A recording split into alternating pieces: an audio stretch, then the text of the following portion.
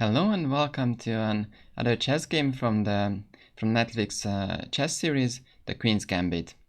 And you have already seen this this clip from the episode I'm going to show the chess game from. And this time you will actually have to guess who the players are, because this is based on a real game. And actually this is one of the most beautiful and one of the most famous games of chess history. So I'll show you the clip one more time, and then we'll go to the game.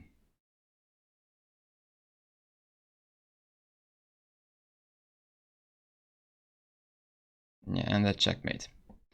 So if you were not able to guess just yet, then now I will go through the moves. It's actually quite a short game, and then along the way you have more chances to guess.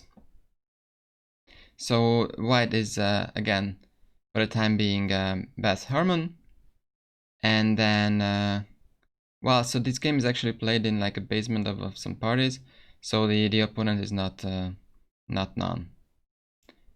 So let's get started with the game. So it started with e4, comes e5, knight f3, d6, d4, so it's Philidor defense, and bishop g4, which is already not such a good move, because after d takes e5, you cannot recapture the pawn immediately, because then they take your queen, and after knight e5, you are just on a pawn.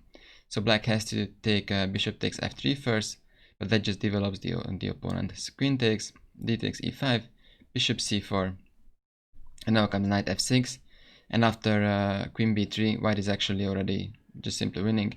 This pawn is hanging on f7, and also the other pawn is hanging on b7. So this is already a huge advantage for white. Now black plays the move queen e7, and here white had the chance to just simply take on b7, to which black has to reply with queen b4 check, and then after exchanging, white is just simply up a pawn, has the two bishops, and he's completely winning.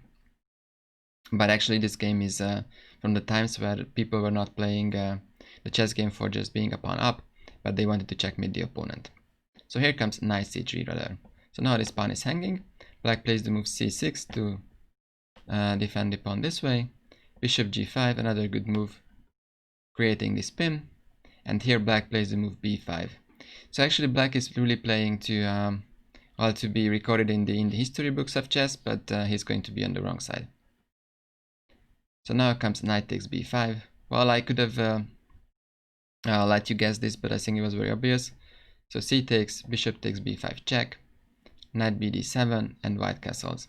And this is one of the reasons why this game is super famous, and really every chess instructor shows this game as an example of developing your pieces, because if you see now the white two bishops are incredibly active, pinning along these two diagonals.